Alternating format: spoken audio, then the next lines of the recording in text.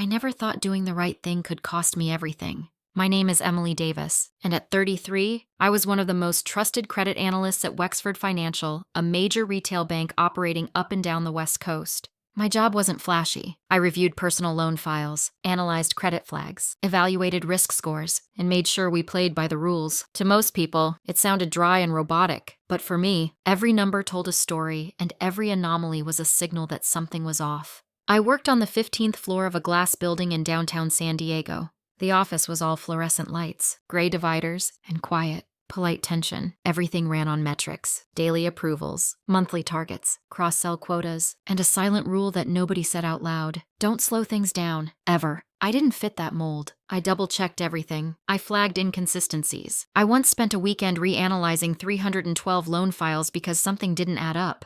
My manager told me I was thorough to a fault, but she also knew that when compliance questions came up, I had the cleanest audit trail in the room. I wasn't ambitious in the traditional sense. I didn't want to climb the corporate ladder or charm VPs in elevators. I just believed people deserve to be treated fairly. A single mom applying for a mortgage shouldn't be penalized because of a silent algorithm tweak no one cared to question. Most of the time, I stayed out of politics. Let the loud ones fight for promotions and bigger desks. I focused on what I could control: accuracy, transparency, integrity. But everything changed the day I noticed a pattern. Loan applications from highly qualified applicants were being flagged not just once or twice, but dozens of times. Perfect payment histories, stable incomes, low utilization, all suddenly marked with increased risk and sent into denial queues. At first, I thought it was a glitch. Then I realized someone had written it that way. It started with a spreadsheet. We'd received a batch of credit applications from a referral partner, nothing unusual. But when I ran the auto checker, 10 of the files came back with elevated risk flags, not rejections. Exactly just a recommend review status that moved them into a slower pipeline. But the thing is, these weren't borderline borrowers. They were perfect. I'm talking FICO scores over 780, verifiable employment, debt-to-income ratios under 30%. If I were underwriting them myself, I'd have approved them without blinking. At first, I thought maybe the new risk model had been updated without notice. That happens sometimes. Corporate would quietly tweak the scoring algorithm and loop us in later. So I asked my supervisor, Michelle, if we'd had a change. She paused for just a little too long. Then she said, I think it's doing a patch rollout might be a glitch. Just root them as is? That didn't sit right. Wexford didn't glitch. Everything we did was tracked, versioned, auditable. And if an algorithm change was that impactful, we'd have gotten a compliance bulletin within the hour. So I started digging. I pulled metadata logs from the denial queue, just the headers, not the full files. And across 3 weeks, I counted over 80 applications with similar profiles. High score, low risk, clean credit, all marked for review. Most of them were routed through one particular department, Consumer Risk Operations, Tier 2, which was headed by a director I barely knew, Derek Yates. Yates was one of those guys who spoke at town halls, but nobody actually talked to. He moved between departments every 2 years, had an MBA from somewhere expensive, and always smiled like he knew something you didn't. Until that week, I hadn't thought twice about him. Now, I couldn't stop thinking about him, and something else caught my eye. A note in the system audit trail labeled override_trigger_set, time-stamped at 2:42 a.m. on a Sunday. It had no associated user ID, just a system flag. Who the hell updates loan filters at 2 in the morning? I printed the log, just in case, and then I started keeping a private folder on my personal USB. It wasn't much, just pattern notes and filter dates, but it was growing. Something was off. I could feel it, and I wasn't going to look away. I didn't plan to blow the whistle. At least, not at first. All I wanted was a second opinion, someone outside the chain of command who could look at the numbers and say, yes, this is weird. Or, no, you're overthinking it. But every internal channel led back to the same circle. Legal. Risk? And Derek Yates sat right in the middle of it all. His name woven through the approval chains like mold in drywall. So I went outside. The California State Financial Integrity Board had a whistleblower portal, one of those encrypted.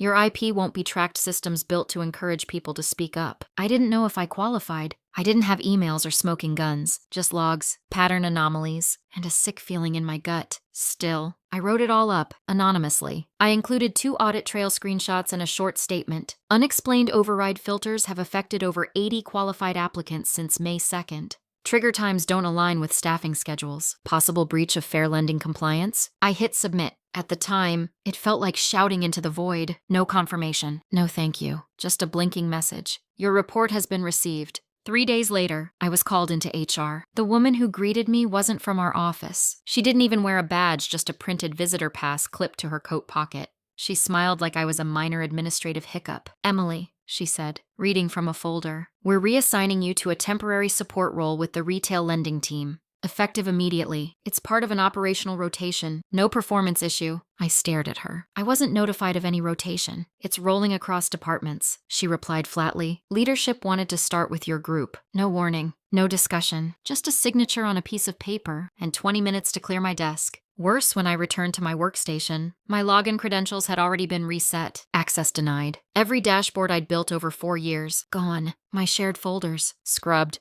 Even my internal audit flags had been reassigned to someone else. It didn't feel like a restructure. It felt like exile. I moved to the new floor in silence. Retail lending was a zoo ringing phones, impatient clients, reps shouting across desks about overdraft fees. I sat down at a folding desk with no nameplate. The keyboard still had someone else's crumbs on it. Later that night, I logged into my own credit file. Denied. The mortgage pre-approval I'd been waiting on, the one I was counting on to close on my first home, had been quietly retracted. The reason? Applicant flagged. High risk override. Same language, same flag. Only this time, it had my name on it. They weren't just covering their tracks. They were coming after me. They thought deleting my access would stop me. What they didn't know was I'd already started saving copies. I wasn't reckless. I never took customer data or sensitive financials. But when I first noticed the override anomalies, I began tracking timestamps, filter codes, and routing behaviors in a personal spreadsheet. Just raw numbers, just patterns. But it was enough. I emailed it to myself, printed some logs, stored a few encrypted backups on a USB drive I kept in my car, tucked under the carpet in the trunk. I didn't even tell my roommate. If anyone found it, they'd think it was just a corrupted drive. Nothing valuable, nothing dangerous. But to me, it was everything. Over the next week, stuck in retail lending hell, I became invisible. Nobody cared who I used to be. I answered calls, took notes, transferred accounts. I was a ghost in the machine, forgotten, overlooked. And that gave me space to think. I started mapping connections. Derek Yates hadn't signed any of the override changes directly, but his division handled every file that had been flagged. The coding changes had originated from an internal system called Sentinel, which supposedly only IT could access. But the activity logs showed something else. 3 changes in the last month, all made between 2:00 and 4:00 a.m., always on weekends, always with anonymized session IDs. Someone was covering their tracks, and someone higher up was letting them. I remembered something my old mentor once told me during training. If the math feels rigged, follow the incentives. So I did. I ran a list of all the denied applicants I could still trace. 42 of them had similar profiles, and nearly half had already reapplied through partner agencies affiliated with Wexford. The new loan offers were worse, higher APR, more fees, shorter terms, but they'd been approved instantly. It wasn't a denial strategy. It was a funnel. They were creating artificial risk to reroute borrowers into subprime loans they could package and sell. It was profit disguised as policy, and I had just found the edge of it. They were laundering people. That's the only word that made sense. It wasn't just a technical flaw or a rogue department. This was a system, deliberate,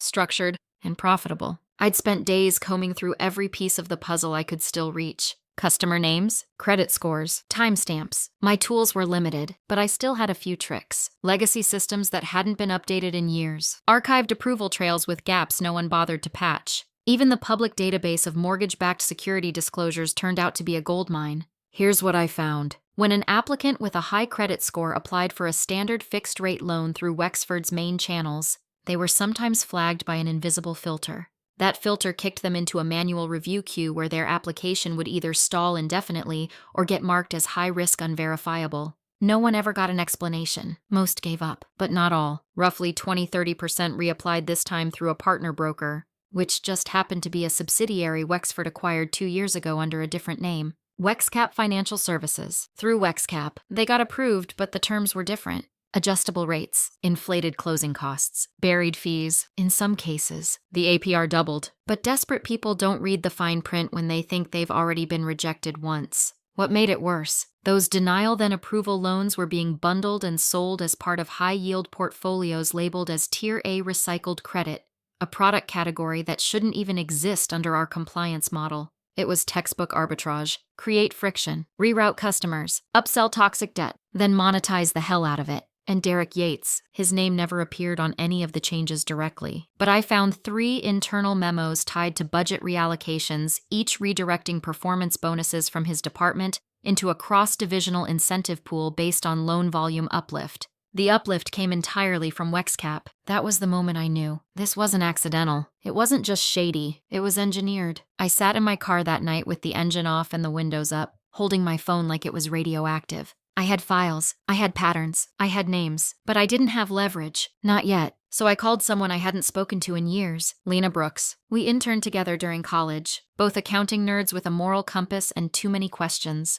She'd gone on to law school, then started working whistleblower cases, the real kind banks, pharmaceuticals, government procurement. She once helped bring down a payday lender that had funneled millions through tribal loopholes. I trusted her. I didn't tell her everything, not over the phone, but I gave her just enough. There's a filtering system, I said. It's targeting qualified applicants, rerouting them to predatory loans through a Wexford subsidiary. I have documents. I have timestamps. There was silence for a moment. Then she said, email me nothing. Meet me in person. Use Proton Mail. We'll talk. The next morning, I called in sick. Then I took everything I had USBs, printed logs, even the sticky notes with handwritten filter codes, and drove 3 hours north to a quiet cafe just outside Pasadena. Lena looked exactly the same, sharp, no nonsense, and carrying a laptop bag that probably contained more encrypted storage than my entire office. She listened. She asked the right questions. She didn't flinch when I told her my own mortgage was flagged. She didn't even blink when I mentioned the Sunday night system changes. This is bigger than you think, she said calmly, and if we're going to touch it, we'll need airtight documentation, a media angle, and at least one federal agency to care. I nodded. I'd just hoped someone would confirm I wasn't crazy. Instead, I'd lit the fuse. The first warning came as a sticky note, folded once. No name, just sitting on my new desk in retail lending. Between a stack of overdue notices and a broken headset, it read, let it go. No one wins. No signature. No initials. But the handwriting, it was someone in the building. Sloppy. Rushed ink slightly smudged like it had been pressed down hard. I looked around the floor. Nobody was looking at me. But then again, nobody ever did. I stuffed it into my bag and pretended nothing happened. That night, I checked my email. My personal account had 17 login attempts from an IP address in Virginia. I lived in California. I didn't know anyone in Virginia. I changed all my passwords, enabled two-factor on everything, even encrypted my folders on the backup drive. I didn't sleep. The next day, my HR file was pulled for review. I didn't even know until I overheard someone in the elevator say, is she the one under ethics screening? A few hours later, a supervisor I barely knew called me into an empty office. Just wanted to flag some concerns, she said. You've been accessing internal reporting tools from outside your department. That's not aligned with your current role.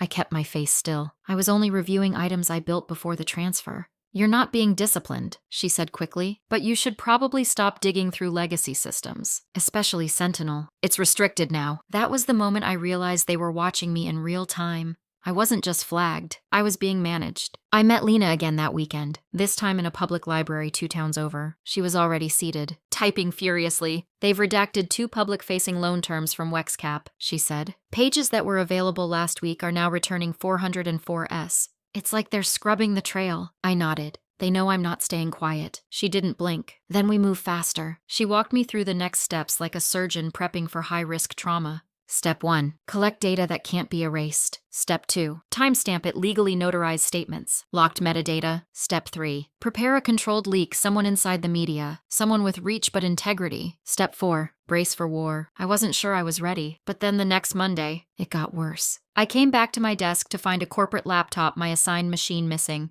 In its place was a temporary loaner. It claimed it had overheated and required service, except when I checked with Jenna, a tech in the building I trusted. She pulled up the ticket and frowned. This doesn't make sense, she whispered. The laptop wasn't logged for maintenance. Someone put in a wipe request and marked it security flagged.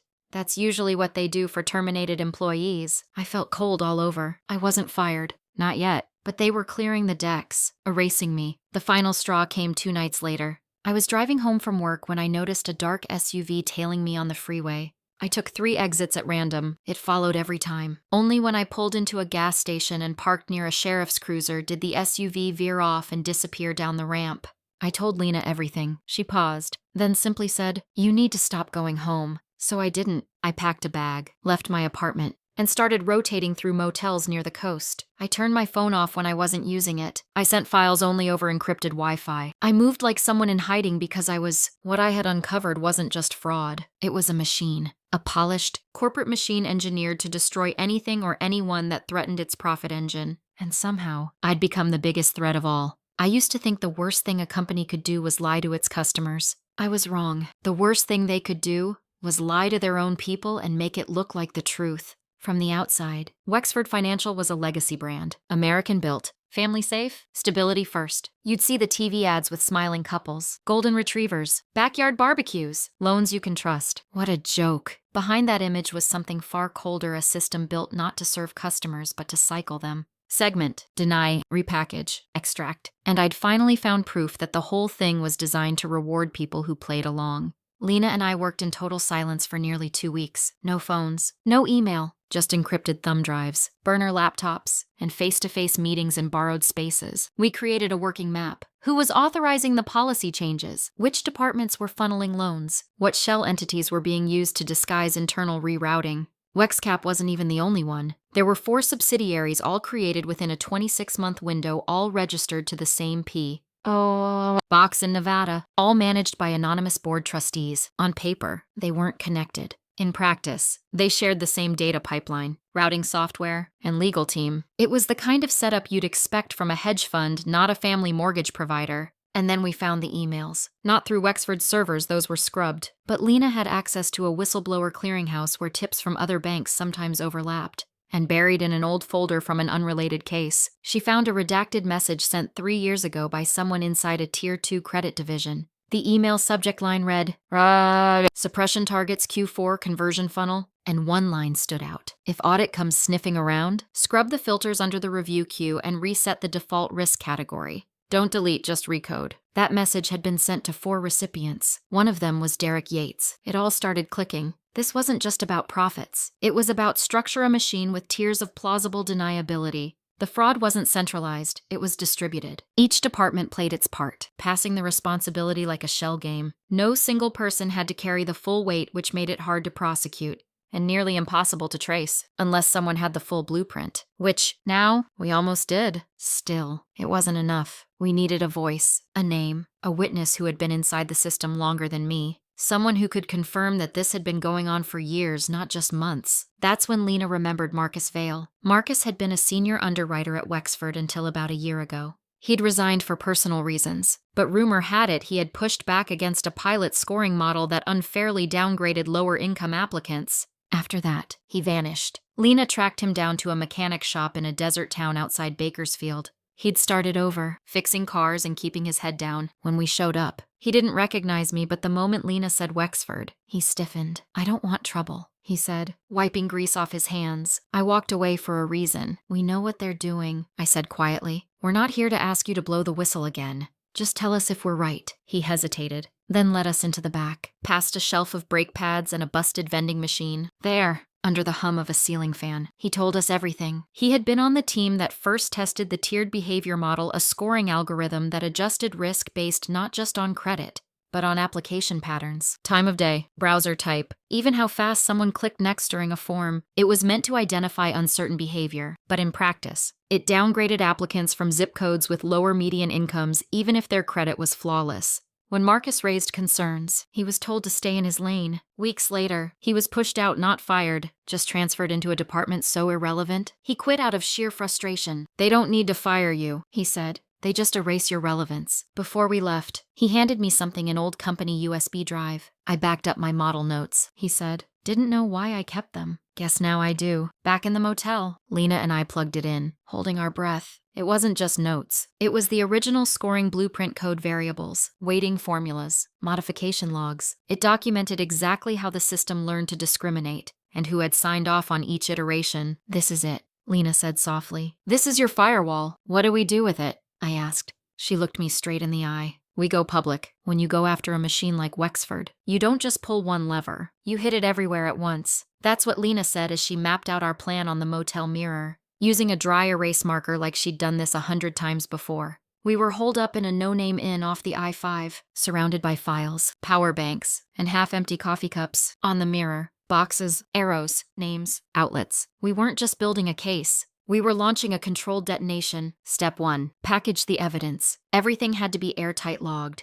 verified, time-stamped, and backed up in at least 3 places. The USB Marcus gave us was gold, but we needed to prove its authenticity. Lena had a contact at a digital forensics firm in San Francisco who agreed to certify the file chain. Pro bono, after seeing a redacted sample. Step 2. Legal positioning. I wasn't going to leak anonymously. This wasn't a Reddit post. If I was going to testify if this was going to stick, I had to come forward under protection. Lena filed the initial whistleblower complaint under federal Dodd-Frank statutes, which meant I was now shielded from direct retaliation, at least on paper. I hope you're ready, she said. I nodded. Not really, but that's never stopped me. Step 3. Secure the media. We couldn't just drop this story into the void. The machine was too loud, it would bury us in press releases, legal jargon, and plausible denials before lunchtime. So Lena reached out to Claire Valen, a senior investigative journalist at the Wall Street Observer, someone known for taking down corporate fraud without blinking. Claire agreed to meet us in person. We drove 6 hours to an underground parking garage in San Jose, her request. She showed up in jeans and a blazer, phone in airplane mode, with a battered reporter's notebook tucked under her arm. Talk fast, she said. If I get even a whiff of PR spin, I'm out. So we talked. I walked her through the override filters, the behavioral scoring model, the funnel to subprime loans. Lena laid out the legal trail shell companies, policy memos, internal incentive shifts. Then we handed over the printouts, the metadata, and Marcus's backup. Claire didn't say much, but when she finished flipping through the documents, she looked up and said, "This isn't just fraud. This is policy weaponized against the middle class." Then she asked me one question. "Why are you doing this?" I hesitated. There were so many answers. Because they hijacked my mortgage. Because they tried to erase me. Because I couldn't sleep knowing what I knew. But I only said one thing. Because if I don't, no one else will. She nodded and left. Step 4. Find the pressure point. Wexford was too big for a simple takedown, but it had vulnerabilities. One of them was timing. 3 weeks from now, Wexford's CEO was scheduled to appear before the Senate Committee on Consumer Finance to defend their accessibility improvements in digital lending. If we dropped the story before the hearing, the media would fizzle and die in the corporate spin cycle. But if we timed the leak to explode the day before, the committee would be forced to respond and the questions would shift from "How are you helping people?" to "Why are you lying to them?" Lena smiled. Public scandal backed by federal inquiry. It's not elegant, but it's damn effective. I had one last thing to do. Record a statement. Not for press. Not for legal. Just for me. I sat in the motel room, turned on the webcam, and looked into the lens. My name is Emily Davis. I worked for Wexford Financial for over 7 years. What I discovered wasn't a mistake. It wasn't a system bug or a rogue department. It was a coordinated effort to extract profit by intentionally misleading, downgrading, and rerouting qualified borrowers into predatory loan funnels. I'm not doing this for revenge. I'm doing this because truth has to matter, and if no one else will say it out loud, then I will. I hit save. We encrypted the file and stored it in a cloud vault, just in case something went wrong, just in case I disappeared. By the time the countdown hit 5 days before the hearing, everything was ready. The certified documents, the whistleblower filing, the media dossier. Claire had her story, Lena had her legal team, and I had one last weapon, my silence. Because until the exact moment we were ready to drop the curtain, I played the role perfectly, showed up to work, smiled when I was supposed to, answered calls from strangers pretending not to know I was radioactive. Let them think they'd buried me. They had no idea I was the one holding the shovel. The morning it dropped, the entire internet caught fire at 7:02 a.m. Pacific time. The Wall Street Observer published a front-page story with a headline so sharp, it sliced through Wexford's decades of PR polish like a blade. Whistleblower. Top U.S. Bank engineered subprime funnel using fake risk filters. Within minutes. The story was everywhere: CNN, MSNBC, Reddit, Twitter, local affiliates, a 30-page exposé complete with internal documents, anonymized applicant profiles, and breakdowns of the override algorithm. Claire Valen's name was on the byline. My voice, blurred but clear, was embedded in the article as an audio clip. It wasn't fraud on the edges. It was fraud built into the center of the process.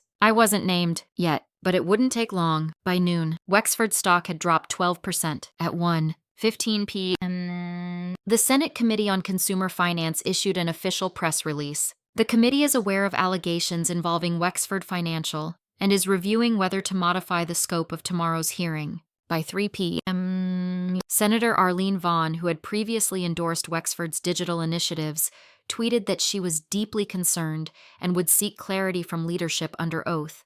and at 4:41 p.m., Wexford's executive communications team finally broke their silence. We are conducting an internal review of the claims presented by today's article. Wexford has always maintained the highest standards of integrity in its lending practices. Classic, deflect, delay, deny, but this time it didn't work because at 6:00 p.m., Claire uploaded the full internal audit trail, all metadata certified by the forensics lab in San Francisco, along with a copy of the original scoring model Marcus had saved. It was irrefutable. Dates, names, revision logs, session IDs. It wasn't just a story anymore. It was evidence. The next morning, I sat on the floor of a motel room watching the live hearing on C-SPAN. Wexford's CEO, Bernard Ellison, looked 10 years older than his last headshot. He opened with a prepared statement about unwavering commitment to consumer fairness, but within 5 minutes, Senator Vaughn cut him off. "Mr. Ellison," she said, holding up a printout of the article,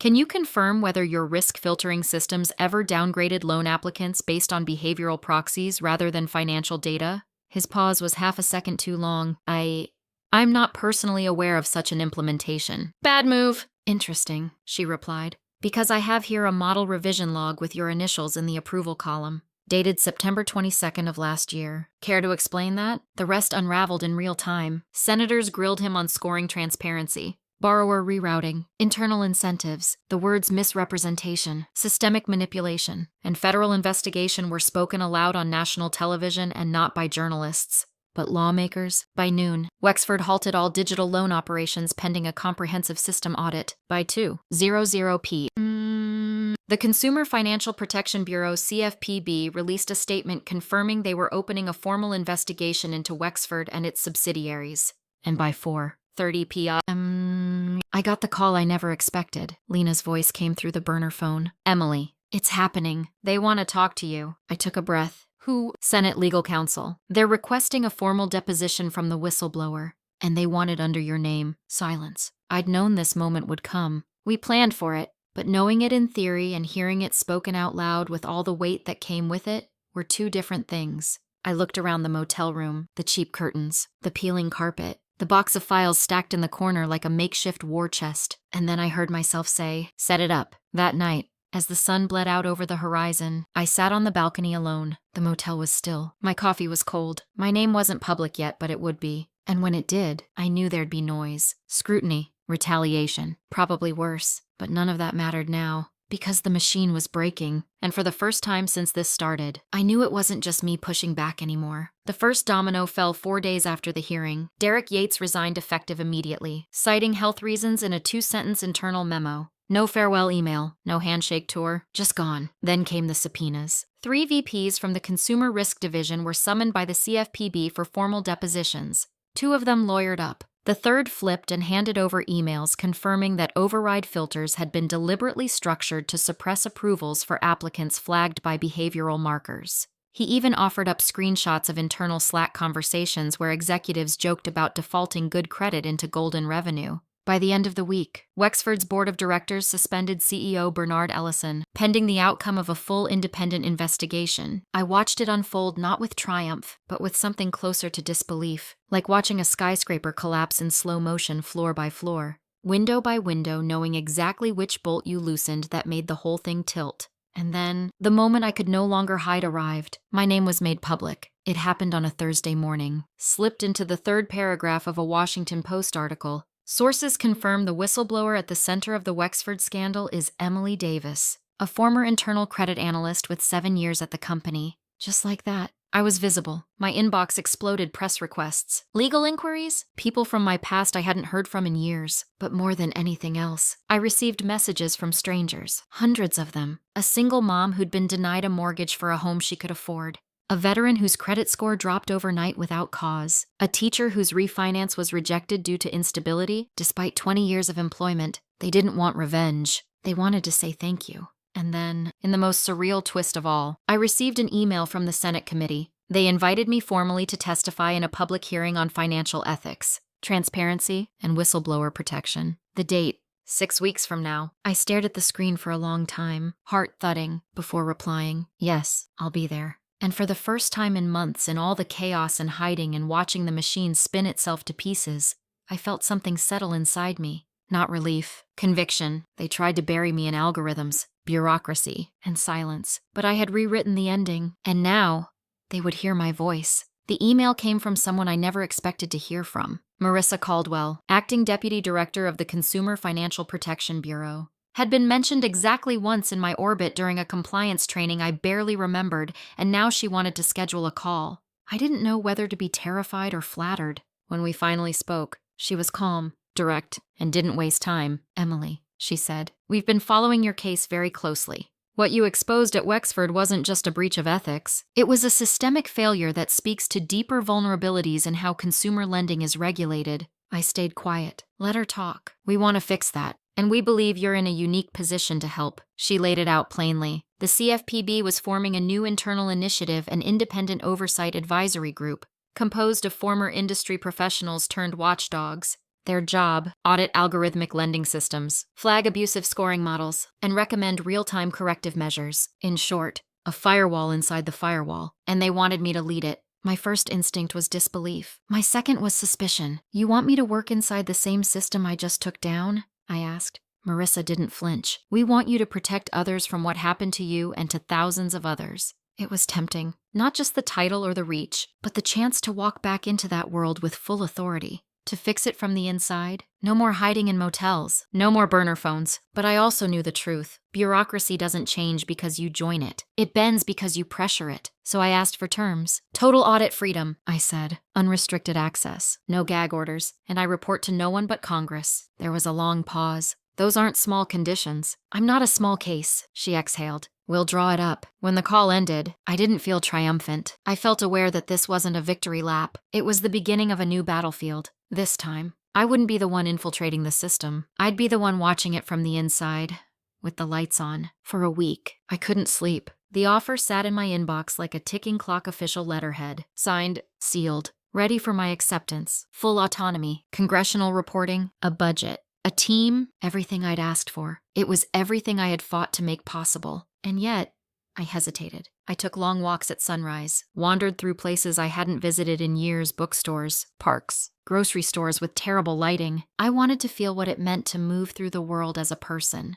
not as a case file, a voice recording, or a source in someone's documentary. One morning, I found myself at the public library I used to study in during college. Same smell, same dusty carpet, same wobbly table in the corner. I opened my laptop and pulled up a blank page. I typed a single line. What does justice look like when no one's watching? I sat with that question for hours, because the truth is I didn't want power. I wanted clarity. I wanted consequences. I wanted a world where the machine didn't eat people like me and spit them out for telling the truth. And maybe I couldn't get that from inside the system. That night, I called Lena. "I'm not taking it," I said. There was a pause. "You're sure?" "Yeah. I think I've done my part in the dark. Now I want to build something with light." I clicked decline on the offer. Then I opened a new browser tab and typed in the name of a domain I'd quietly bought weeks earlier. Fair Credit Watch. Org. If the system wouldn't clean itself, I'd help the people defend themselves against it. Not as an insider, as a shield. 6 months later, I stood on a stage I never imagined I'd see in front of a packed room at a financial ethics symposium in Washington. DC. Camera lights, lawmakers, journalists, students, survivors of predatory lending practices, people who didn't look like me, but had lived through exactly what I'd uncovered. They called me the woman who broke Wexford, but that was never the goal. I didn't want to burn a bank to the ground. I wanted to light up the corners no one dared to look into and remind people that silence doesn't equal consent. Fair Credit Watch. Org went live 3 months after the hearing. At first, it was just a searchable database of flagged lending practices, coded in a coffee shop by a freelance developer who used to work for a fintech startup. Now, it has a small team, pro bono lawyers, and volunteers translating resources into 6 languages. Every day, someone writes in. Sometimes it's a question, "Can my lender really do this?" Sometimes it's a confession. I signed the papers because I thought I had no other choice. Sometimes it's just, "Thank you." And those 2 words, they matter more than any committee hearing, any quote in the press, or any award that's come since, because they remind me of who this was really for.